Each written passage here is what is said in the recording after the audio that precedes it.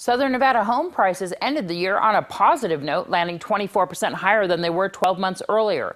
The reported December's median home price was $185,000, up 1.1% from months earlier. The association says prices have been rising since they bottomed out at $118,000 in January of 2012, but notes that the jumps have stabilized in recent months and are expected to remain steady in 2014. The median home price remains well below the June 2006 peak of $315,000.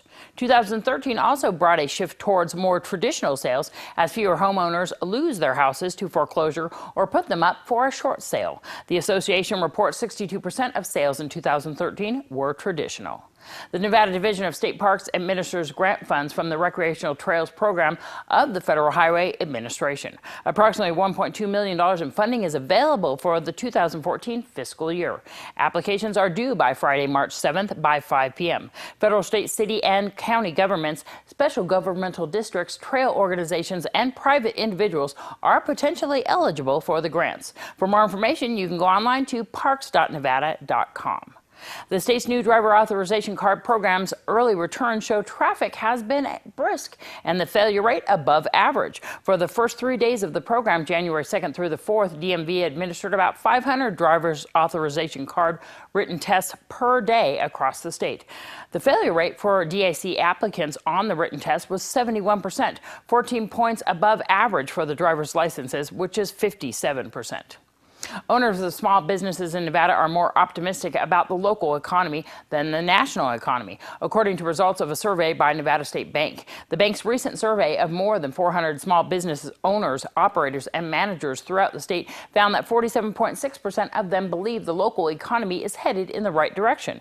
Nevada small business owners are less optimistic about the state of the national economy, with only 35.5% believing the national economy is on the right track, and 57.8% of those surveyed believing the national economy was headed in the wrong direction. The survey found that 81.1% of the respondents were concerned about business taxes, 72.3% were concerned about laws and regulations, and 60.6% about the cost of goods and services. The mother of two students once threatened for suspension for not wearing uniforms mandated by a Reno elementary school has taken her fight to the Nevada Supreme Court. Mary Frudin told justices Monday that the 2011 policy implemented by the Parent Faculty Association and the school principal violates state law. She argues that only the Washoe County School Board has authority to impose such a requirement. Frudin also claims that the association was required to comply with the open meeting law. The school district lawyer counters that state law is permissive and gives principals authority to impose uniforms. About 30 schools in Washoe County have uniform policies. The lawyer also says the parent faculty group is not a public body subject to the open meeting law. The ruling is expected later. Parents of students at 39 elementary schools are facing the possibility of year-round schedules this fall. In a letter sent before winter break, the district superintendent told parents that overcrowding at those 9-month schools could force year-round schedules for 2014-15.